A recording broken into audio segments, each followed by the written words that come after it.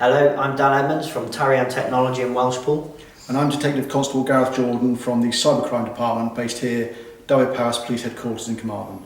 And today we're going to talk about phishing and how it affects your company. EasyJet has admitted that a highly sophisticated attack has affected 9 million customers. It said email addresses and travel details had been stolen and that 2,208 customers had also had their credit card details accessed. The firm has informed UK's Information Commissioner's Office and is continuing to investigate the breach. It said, "We are communicating with the approximately 9 million customers whose travel details were accessed to advise them of protective steps to minimise any risk of potential phishing." So, what is phishing and how can businesses in Mid and West Wales protect themselves and their customers from phishing attacks? Okay, I think it's worthwhile knowing that I think the EasyJet attack, when you look at it, they think that they had access to the EasyJet system between October and March. So by the time they came about knowing that someone in their system, the criminals had been in that system for some time, and that's normal for people to be looking around systems and criminals to be in systems without their IT knowing about the criminals being there. Unless they've got some sort of intrusion system, detection, those sorts of things happening, then a lot of time criminals will be just lurking within systems looking for the right data, or gradually, again, escalating their privileges so they can then start to take more and more advantage of it. Or they're looking around, because if you think about it, you know your own systems, you know where things are kept. Whereas these criminals, a lot of time they're acting blind, they're just acting on code, and they're going around different directories and looking for directories that are called the same thing everywhere. So they'll look for employee lists, they'll look for financial lists, contact lists, phone numbers, and they'll try and get all that sort of stuff, because for them, the main money is what they can make out of their haul, if you like. So when they get that details, what can they do with it? What can they really do with the details they get from a company like EasyJet? Well, most likely, the main area within EasyJet is that you've now got a whole load of new email addresses that are now current. And although you might think, well, what's the point in that? Well, that brings you on to what is phishing. Well, phishing is very much you email all those people and you wait to see if any of them reply to you. And that's the first hook. So that's why it's called phishing. Although it's Phishing,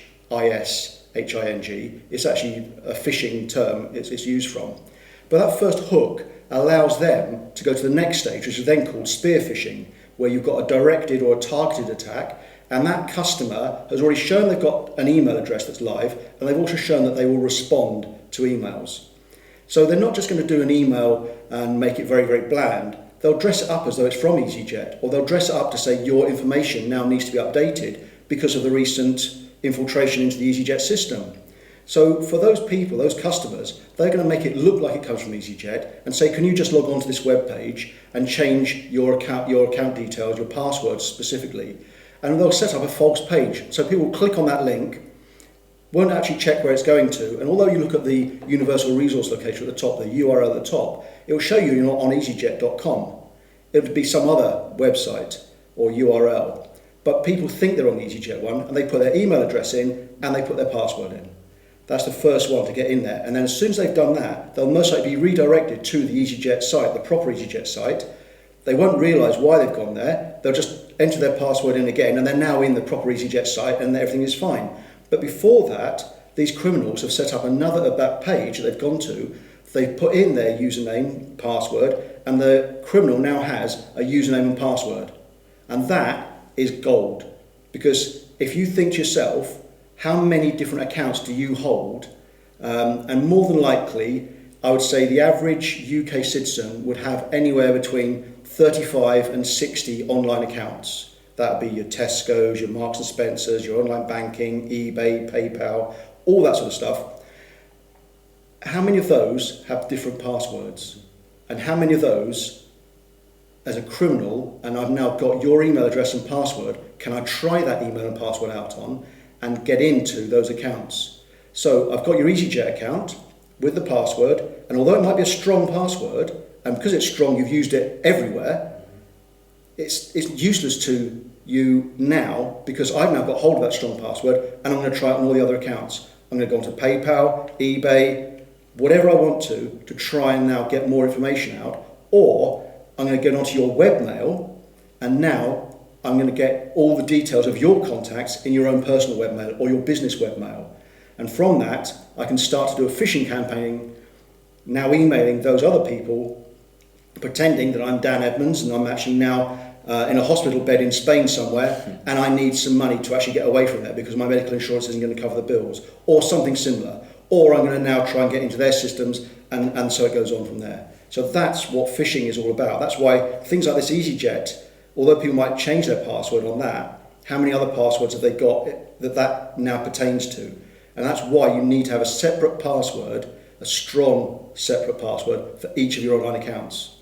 And of course, because once they're into your email account, then they can also go onto all the other accounts and reset passwords via that email address. Yes, you're quite right. And again, that's one of the areas that they'll do, is you'll try and get onto an account and they'll suddenly go, have you forgotten your password? Well, that's because someone else has already done that. They've gone onto your email address at whatever gmail.com, and they'll say forgotten password. It then gets sent back to them as a link from Gmail. They then change the password, and they're now the owner of your email account, so to speak, and it takes you an awful lot of time to try and get that back again.